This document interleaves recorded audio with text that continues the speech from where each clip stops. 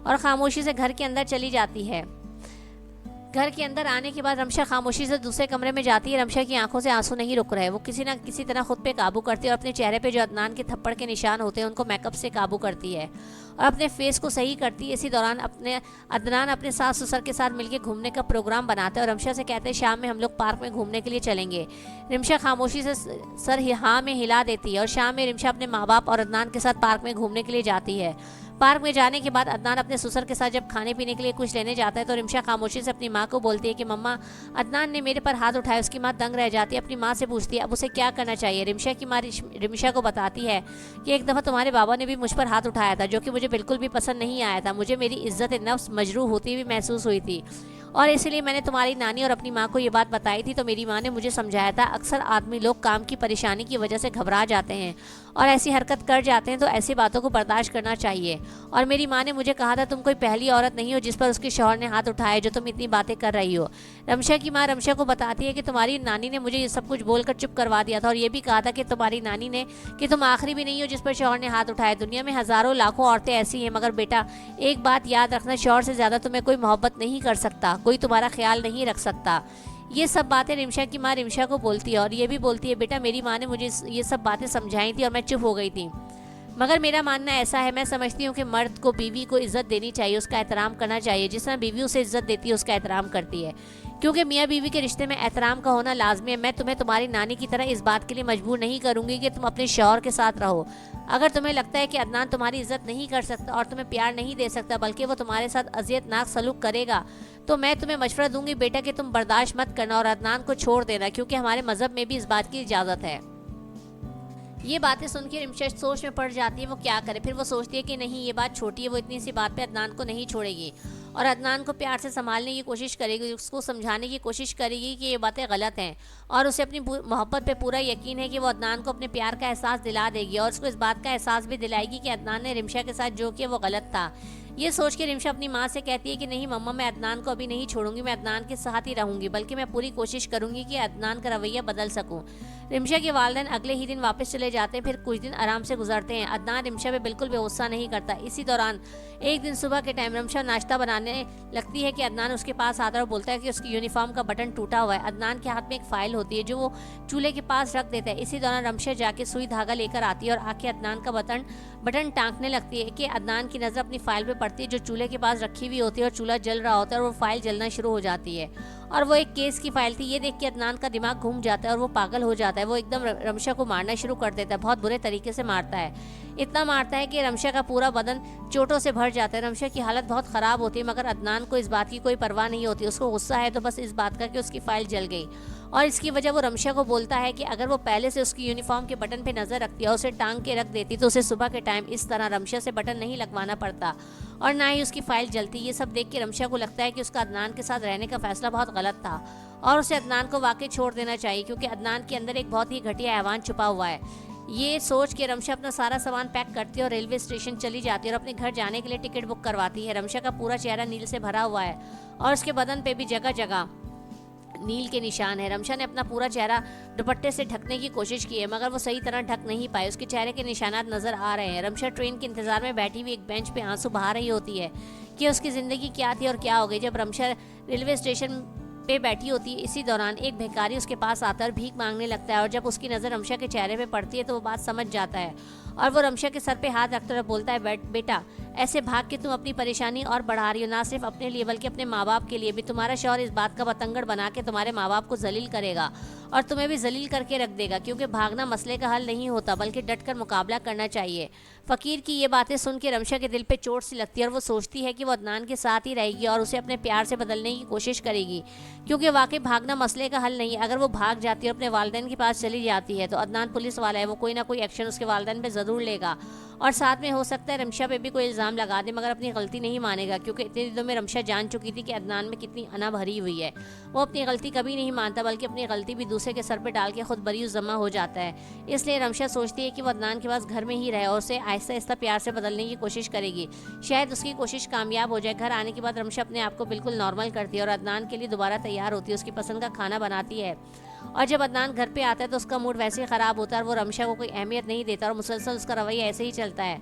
मगर फिर रमशा नोट करती कि कभी कभी तो अदनान बिल्कुल ही वहशी बन जाता है, पागलों जैसा सलूक करता है, और कभी इतना अच्छा हो जाता है, इतना नरम हो जाता है कि रमशा की एक तकलीफ पे भी तड़प उठता है और उसका बच्चों की तरह ख्याल रखता है। ये देख के रमशा की समझ में नहीं आता कि वो क्या करे और वो इस चीज़ को क्या समझे, क्योंकि वो अभी तक समझ ही नहीं पाई थी कि अदनान एक डबल पर्सनालिटी है। अचानक रमशा की तबीयत ख़राब होती है, वो डॉक्टर के पास जाती है तो डॉक्टर उसे गुड न्यूज़ सुनाती है कि वो प्रेग्नेंट है। अदनान क्लिनिक में बाहर बैठा होता है। रमशा सोच में पड़ जाती है कि अदनान को ये बताना चाहिए या नहीं, क्योंकि अदनान का रवैया ऐसा नहीं है कि वह नॉर्मल रिएक्ट करे। अदनान तो एक साइकी पर्सनालिटी है। अदनान के रवैये की वजह से रमशा तय नहीं कर पाती कि उसे अदनान को ये न्यूज़ देनी चाहिए या नहीं, और ये बच्चा उसे रखना चाहिए या नहीं। वो डॉक्टर से दरख्वास्त करती है कि अदनान को इस बात का बिल्कुल भी पता ना चले कि वो प्रेग्नेंट है, क्योंकि वो अभी इस बात को तय नहीं कर पा रही। इसके साथ ही रमशा डॉक्टर को अपने जिस्म पर चोटों के निशान भी दिखाती है और डॉक्टर से कहती है उसे सोचने के लिए थोड़ा टाइम चाहिए कि उसे आगे क्या करना है। डॉक्टर रिमशा की बात मान लेती है। रिमशा जब क्लिनिक से बाहर आती है तो अदनान पूछता है रिमशा और डॉक्टर से रिमशा को क्या हुआ था। डॉक्टर कहती है रिमशा को खाने पीने की वजह से वॉमिटिंग शुरू हो गई थी, उसे अपने खाने पीने का ख्याल रखना चाहिए। डॉक्टर की बातें अदनान सुन लेता है, मगर उसे डॉक्टर पर शक हो जाता है, क्योंकि वो बेवकूफ़ तो है नहीं, पुलिस वाला होता है। अपने इस शक को दूर करने के लिए अदनान अपने ही घर में माइक लगा देता है, जिससे उसे रमशा के सारे दिन की एक्टिविटी और बातों को पता चल सके, और ये भी पता चल सके कि अगर क्या रमशा प्रेग्नेंट है, अगर हाँ तो उसने अदनान से झूठ क्यों बोला। दूसरी तरफ रमशा परेशान है कि वो क्या करे, उसे इस बच्चे को दुनिया में लाना चाहिए या नहीं, जिसका बाप एक जहनी मरीज़ है और वो अपनी बीवी के साथ इतनी मारपीट और तमाशा करता है, तो वो एक मासूम के साथ क्या कुछ नहीं करेगा। क्योंकि रिमशा को समझ में नहीं आ रहा कि अदनान की मौजूदगी में उसका बच्चा महफूज कैसे होगा। या तो अपने बच्चे को महफूज करने के लिए उसको हमेशा के लिए अदनान को छोड़ना होगा, या फिर अभी वक्ती तौर पर उसे इस बच्चे को गिराना होगा। रिमशा कोई भी फैसला करने में हिचकिचा रही होती है, मगर किसी को कुछ नहीं बताती कि वो प्रेग्नेंट है और खामोशी से अपना राज छुपा जाती है। अब अदनान रिमशा पे नज़र रखने लग जाता है। अक्सर जब उसका मूड होता है वो माइक्रोफोन के जरिए रिमशा की बातें सुनता है और अंदाज़ा लगाने की कोशिश करता है कि रिमशा के दिमाग में क्या चल रहा है, और रिमशा उसे कुछ छुपाने की तो कोशिश नहीं कर रही। इसी दौरान फिर अदनान के सर पे किसी बात की वजह से जुनून सवार होता है। एक रात जब वो बुरी तरह रिमशा को मारने लग जाता है, रिमशा मदद के लिए चिल्लाती है और रोती है। इसी दौरान गश्त करती हुई लेडी पुलिस अदनान के घर का दरवाज़ा खटखटाती है। अदनान रिमशा को सख्ती से मुंह बंद करने का कहता है और जाके दरवाज़ा खोलता है तो तानिया नामी लेडी अदनान से कहती है सर मैं इस रोड पे गश्त कर रही थी कि अचानक मुझे किसी घर से चीखने चिल्लाने की आवाज़ आ रही है, कोई आदमी अपनी बीवी को मार रहा है, मगर मुझे समझ में नहीं आ रहा वो घर कौन सा है। अदनान तानिया से कहता है परेशान होने की ज़रूरत नहीं है, तुम सुबह में अपनी पूरी टीम लेकर आना और हर घर में तहकीकात करना, देखना ऐसा कौन सा घटिया इंसान है जो अपनी बीवी पे हाथ उठाता है। ये कह के अदनान तानिया को जाने का कहता है और अंदर आ जाता है। अंदर आने के बाद अदनान सख्ती से रिमशा से कहता है खबरदार, सुबह के टाइम तुमने पुलिस वालों को कुछ बताने की कोशिश की तो मैं तुम्हारा बहुत बुरा हाल करूंगा। ये कह के अदनान सोने के लिए चला जाता है। अगले दिन तानिया आती है और उसके साथ पुलिस कांस्टेबल इकबाल होता है और वो हर घर में जाके तहकीकात करती है, मगर उसे कहीं से भी पता नहीं चलता कि कहीं भी किसी शौहर ने अपनी बीवी पे हाथ उठाया हो। तानिया बहुत परेशान हो जाती है क्योंकि उसे यकीन है कि उसने रात में एक शौहर की अपनी बीवी पे तशद्दुद करने की ही आवाज़ें सुनी थी। खैर थक हार के तानिया और इकबाल रिमशा के पास आते हैं और इससे इस बारे में बात करते हैं। रिमशा इस दौरान अपने चेहरे को पूरा मेकअप करके छुपा चुकी होती है, जिससे कुछ भी जाहिर नहीं होता कि उसके चेहरे पे चोटों के निशान है। अदनान के घर में आके जब तानिया रिमशा से बात कर रही होती है, पहले तो रिमशा खामोशी से सुनती रहती, फिर अचानक बुरी तरह रोने लगती है और अपना चेहरा साफ करके तानिया को दिखाती है। तानिया और इकबाल दंग रह जाते हैं कि जिस अदनान को अपना आइडियल मानते हैं, जिस अदनान की हर बात पे आंखें बंद करके सर हिलाते हैं, वो अदनान इतना बेरहम भी हो सकता है कि अपनी बीवी को इतने बुरे तरीके से मारे। इसी दौरान रिमशा इकबाल से बाहर जाने का कहती है। इकबाल जैसे ही बाहर जाता है रिमशा तानिया को अपना बदन दिखाती है जिसपे इतनी बुरी तरह मार के निशान होते हैं कि तानिया दहल कर रह जाती है।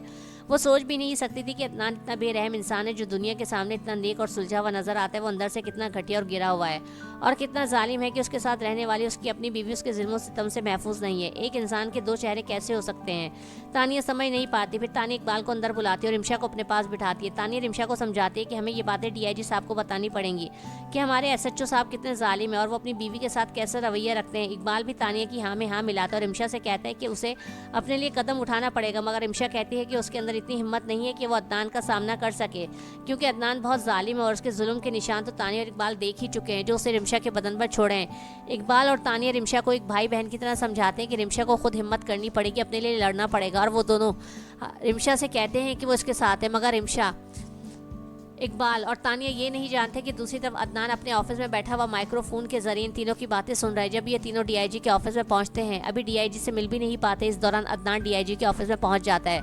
उसे देख के ये तीनों घबरा जाते हैं। बहरहाल अदनान रिमशा से कहता है, खामोशी से चुपचाप घर चलो, मैं यहाँ पे कोई तमाशा बनाना नहीं चाहता और ना ही तुम डीआईजी साहब से कोई बात करोगी। तानिया रिमशा को समझाने की कोशिश करती है, परेशान मत हो, डीआईजी साहब को सारी बात बता दो। अदनान तानिया को घूरता और बोलता है, तानिया मैडम, हमारे मामले में दखल मत दें, ये मियाँ बीवी का मामला है और आप इसमें दखल दे रही हैं। बराए मेहरबानी दूर रहिए हमारे मामले से, कहीं आपको किसी परेशानी का सामना ना करना पड़े। और साथ ही वो कांस्टेबल इकबाल को भी घूरता है और कहता है कि तानिया को लेकर पुलिस स्टेशन में जाओ, यहाँ पे कोई मेरे बारे में कोई फजूल बात नहीं करेगा, डीआईजी साहब को कोई कुछ नहीं बोलेगा।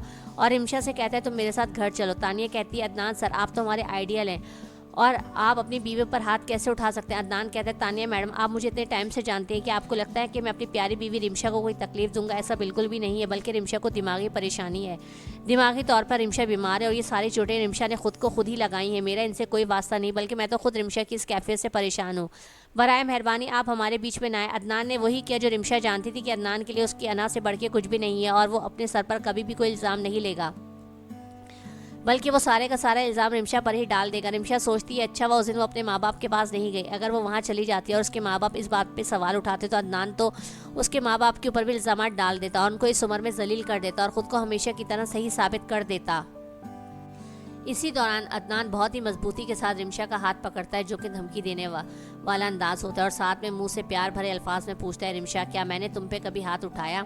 रिमशा बहुत ही सहम जाती है और चुपचाप नफ़ी में सर हिला देती है और कहती है, नहीं, अदनान ने मुझ पे कभी हाथ नहीं उठाया। अदनान जो बोल रहा है वो सही। और खामोशी से अदनान के साथ रिमशा घर चली जाती है और जाने के बाद कमरा बंद करके फूट फूट के रोने लगती है कि उसके नसीब ख़राब है कि वो कैसे घटिया और गिरे हुए इंसान के साथ अपना रिश्ता निभा रही है। रिमशा को समझ में नहीं आ रहा कि वो क्या करे। अगले दिन जब अदनान ऑफिस में होता है, इसी दौरान तानिया रिमशा से मिलने के लिए आती है। उसे समझाती है कि वो अदनान सर के खिलाफ कंप्लेन करे, क्योंकि वो कल समझ गई थी कि जो भी गलती अदनान सर की है इसमें रिमशा का कोई लेना देना नहीं है। मगर अब रिमशा के सब्र का पैमाना टूट चुका है। वो तानिया से कहती है कि वो परेशान ना हो, अब वो अदनान के खिलाफ बिना सबूत के कोई शिकायत नहीं करेगी, बल्कि अपने साथ होने वाले हर जुल्म का बदला अदनान से खुद लेगी। अब अदनान एक टूटी हुई रिमशा नहीं, एक मजबूत रिमशा देखेगा जो अदनान को बर्बाद करके रख देगी। और अदनान सोच भी नहीं सकेगा कि औरत जब एक औरत जब इंतकाम लेने पे आती है तो वो किस हद तक चली जाती है।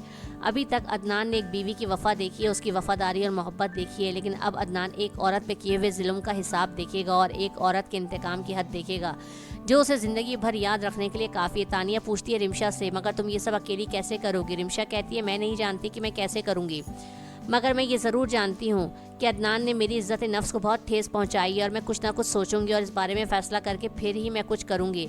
लेकिन मैं अपनी वजह से किसी और को भी मुसीबत में नहीं डालूँगी, बल्कि अब मैं अदनान को खुद ही सबक सिखाऊंगी। यहाँ से कहानी शुरू होती है अदील की, जिसने 2 कत्ल किए होते हैं और वो जेल में होता है। अब उसकी बहन की शादी होने वाली है और उसे अपनी बहन की शादी में शिरकत के लिए ज़मानत पर रिहाई चाहिए ताकि वो अपनी बहन की शादी में शिरकत करे। अदील कई सालों से जेल में होता है और अभी उसकी सज़ा ख़त्म नहीं होती, लेकिन उसकी बहन की शादी की तारीख रख दी जाती है, इसलिए अदील को ज़मानत पर रिहाई मिल जाती है, मगर इस शर्त के साथ कि वो दिन में 2 मरतबा थाने में जाकर हाज़िरी देगा और ये थाना वही है जो अदनान के अंडर में आता है। अदील को इस शर्त के साथ रिहा कर दिया जाता है।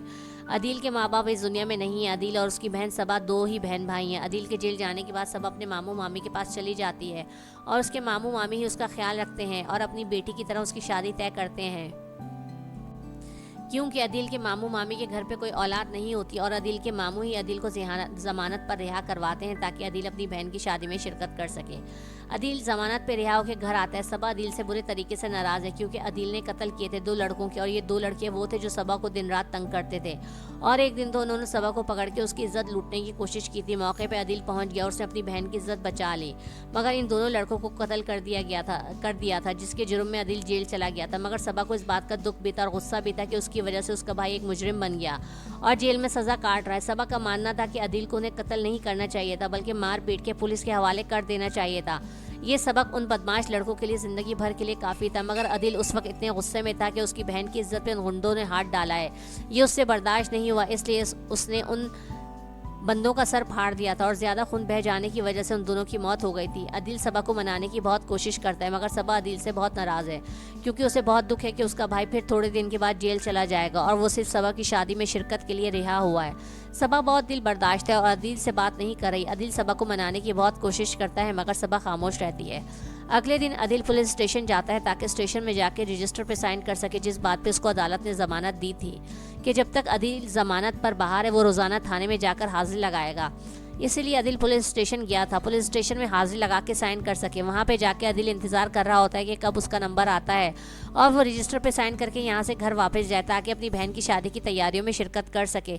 इसी दौरान रिमशा पुलिस स्टेशन में आती है और वो अदनान के लिए खाना लेकर आती है। खामोशी से एक साइड पर बैठ जाती है।